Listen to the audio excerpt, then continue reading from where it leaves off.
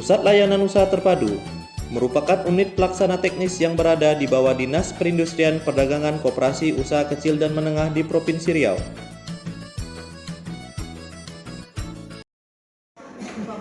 Dan copywriting beserta produk menggunakan aplikasi, setidaknya walaupun tidak tersampaikan secara keseluruhan, kalau tidak cukup waktunya kita praktekkan lagi, ya. Untuk mungkin kalau yang muda nggak susah-susah mengajar untuk masalah di praktek untuk foto ini.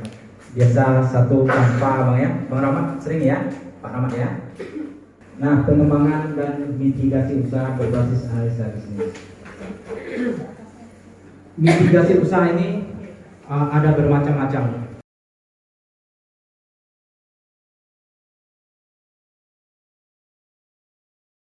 Tindakan-tindakan yang berkelanjutan yang kita lakukan untuk mengurangi, meminimalisir, bahkan menghilangkan potensi dampak negatif dari suatu bencana atau bahaya yang akan mengancam usaha kita. Sebuah tindakan-tindakan yang dilakukan secara berkelanjutan. Jadi bukan sekali dua kali terus menerus gitu. Dari risiko-risiko usaha tadi kita lakukan tindakan-tindakan untuk mengurangi bahkan menghilangkan bahaya-bahaya ancaman untuk sebuah usaha kita. Apa aja risiko tersebut kita lihat nanti. Risiko usaha. Semua usaha ada risiko enggak? Ada. Bu Yur, Nondri apa risikonya? Lain orang rusak. Terkejut saya katakan dua. Sudah ganti Bu Yur ya? Ya, kain orang rusak. Kayak orang rusak, orang minta ganti Bu ya? Iya Pak, minta ganti. Enggak juga Pak. Misalnya gini, kain rusak dengan karyawan.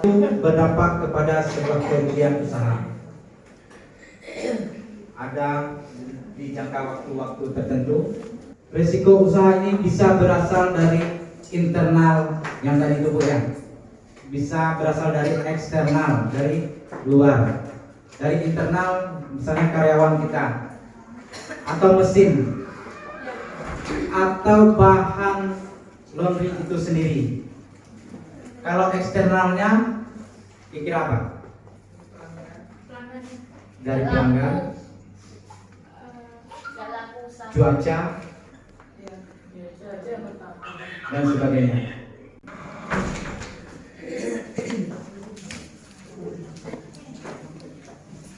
Sebuah bencana ya kalau pandemi itu. Mitigasi risiko. Kita ambil beberapa opsi untuk melakukan sebuah tindakan untuk meningkatkan peluang dan mengurangi ancaman terhadap proyek atau usaha yang kita lakukan. Suatu bentuk implementasinya yaitu penjagaan risiko untuk mengurangi, menghilangkan risiko itu sendiri, bahaya bagi usaha kita. Faktor penyebab timbulnya risiko usaha. Ada internal, ada eksternal. Yang eksternal itu di luar kendali kita sebagai pelaku usaha. Yang dari eksternal, masalah ekonomi, bencana alam, perilaku manusia. Bisa Ibu lihat di sini. Kalau masalah ekonomi itu guncangan ekonomi secara keseluruhan di misalnya dulu namanya apa namanya di tahun 98 krisis moneter. 97 Pak. Krisis 97 98. Iya. 97 98. Itu dolar lagi. Itu krisis ekonomi. Kemudian bencana alam seperti yang kemarin pandemi itu termasuk bencana alam. Tsunami, gempa bumi dan sebagainya. Kemudian perilaku manusia Ancamannya itu pakaian orang hilang, kelolong tadi. Iya. Jadi mengurangi kepercayaan konsumen terhadap pelaku usaha tersebut, terhadap usaha kita. Kalau yang jual laptop, Bang Rahmat, laptop yang dijual sebulan kemudian rusak, Kena virus. masih punya garansi kita Bang. Diperbaiki lagi, ternyata masih rusak lagi. Perbaiki lagi.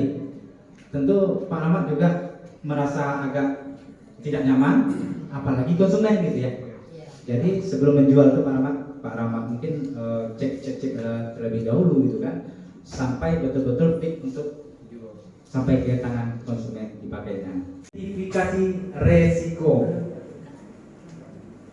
Dari hasil penjajakan dapat diidentifikasi resiko sebagai berikut. Pertama, kesalahan dalam perhitungan. Kesalahan dalam perhitungan penjualan, pembukuan dan selisih stok barang karena masih menggunakan yang manual, catatan manual.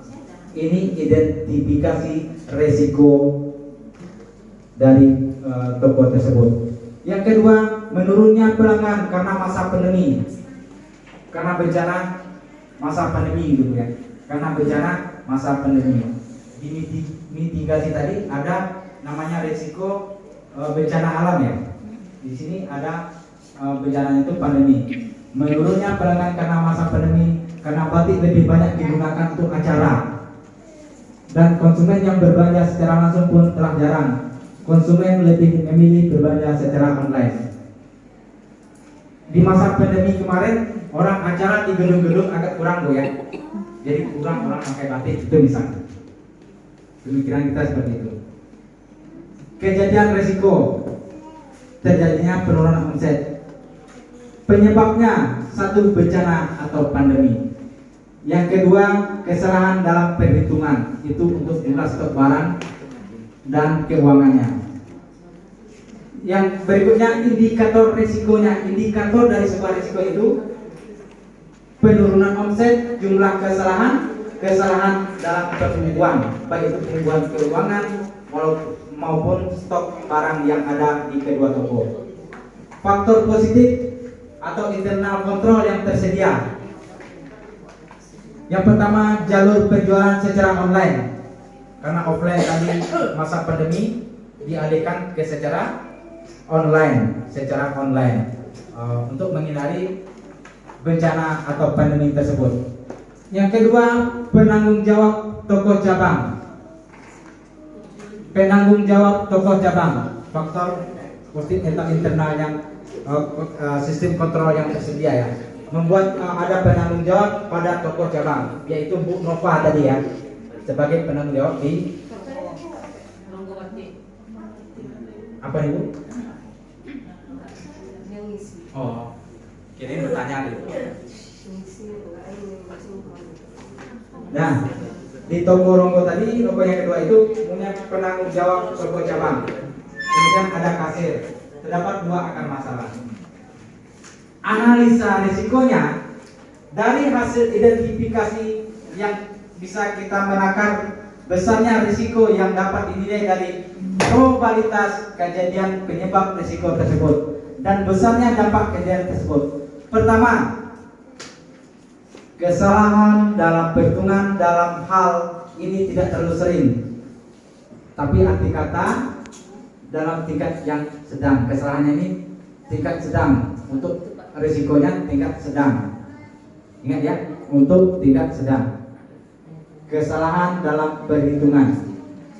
Yang kedua, akibat pandemi dengan pembatasan masyarakat masih dalam level sedang. PSBM level 2. Masih ada orang yang belanja secara offline, walaupun tidak banyak, walaupun tidak semuanya online. Yang ketiga, namun penurunan omset dapat dikategorikan beresiko tinggi. Punya karyawan banyak, dua toko tentu punya karyawan banyak Bu. Punya kurir lagi tadi tuh. Dari mana untuk menggajinya? Tentu dikategorikan omsetnya beresiko tinggi. Barang yang terjual tidak begitu banyak, punya kurir, punya orang yang bekerja di toko, tapi secara offline orang tidak banyak belanja, Tentu resiko tinggi untuk sebuah omset dari usaha. Tahap proses evaluasi dan mitigasi resiko. Dari indikator resiko maka pemilik memilih penanganan sebagai berikut. Ownernya tadi, food safety-nya tadi memilih penanganan untuk masalah atau mitigasi resikonya sebagai berikut.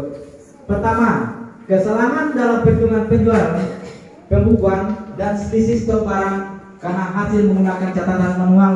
Oleh karena itu, sama food safety ini melakukan pelatihan bagi kasir atau karyawan yang megang stok barang dan sebagainya.